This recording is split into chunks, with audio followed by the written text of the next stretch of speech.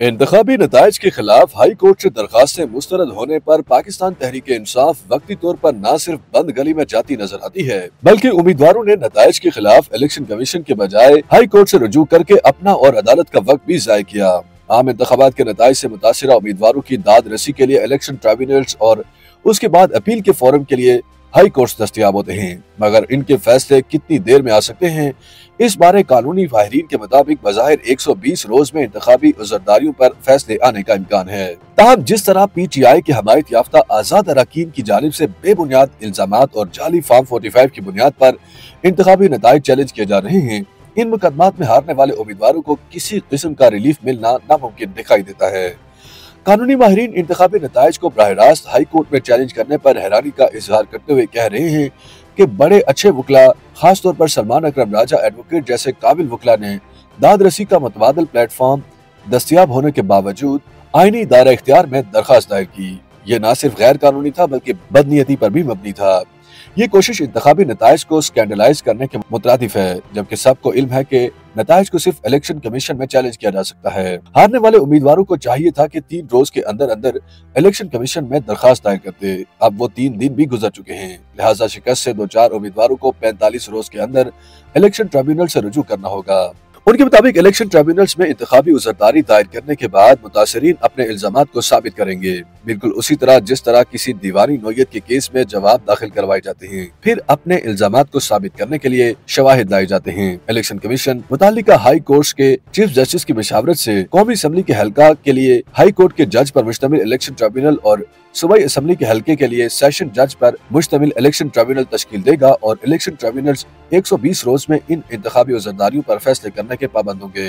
तहरीक इंसाफ के उम्मीदवारों ने जिस दरवाजे पर दस्तक दी, उसी दर ने उन्हें मुतल्लिका फोरम पर भेज दिया है। इस दर से पहले भी एक फोरम मौजूद था, उन्हें पहले इस फोरम से रुजू करना चाहिए था। इंतखाबी नताइज से मुतासिरा उम्मीदवारों को चाहिए था कि वो इलेक्शन कमीशन में शिकायत दर्ज करवाते। इंतखाबी नताइज के खिलाफ दादरसी के लिए हाई कोर्ट पहला मुनासिब फोरम नहीं है। हाई कोर्ट में अपील की सतह पर दरखास्त दायर की जा सकती है। अब तहरीक इंसाफ के पास इलेक्शन कमीशन से रुजू करने के अलावा कोई रास्ता नहीं बचा।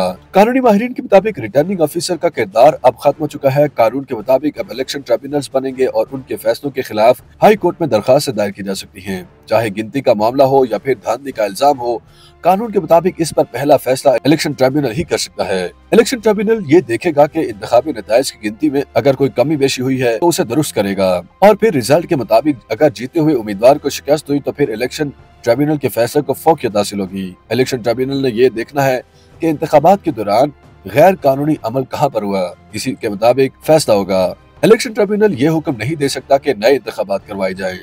कानूनी माहिरीन के मुताबिक इंतखाबी नताइज के खिलाफ इलेक्शन कानून में 2 तरह की दादरसी दस्तयाब है। पहला रास्ता ये कि इंतखाब के अगले रोज से 3 दिन के अंदर अंदर मुतासिरा फरीक इलेक्शन कमीशन के पास दरखास्त दायर कर सकता है।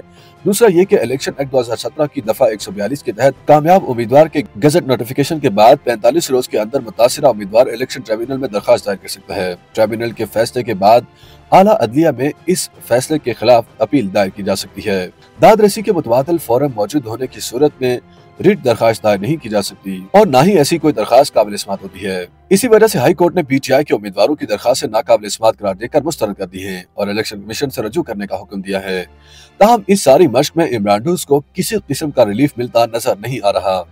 YouTube पर गूगली न्यूज देखने के लिए youtube.com की सर्च बार में गूगली न्यूज TV टाइप करें। गूगली न्यूज के पेज पर सुर्ख रंग के सब्सक्रिप्शन वाले बटन पर क्लिक करना ना भूलिए। YouTube पेज पर अपलोड होने वाली वीडियोस से बाखबर रहने के लिए बेल आइकन पर क्लिक कीजिए। आपको हर नई वीडियो के बारे में नोटिफिकेशन मौसूल हो जाएगा।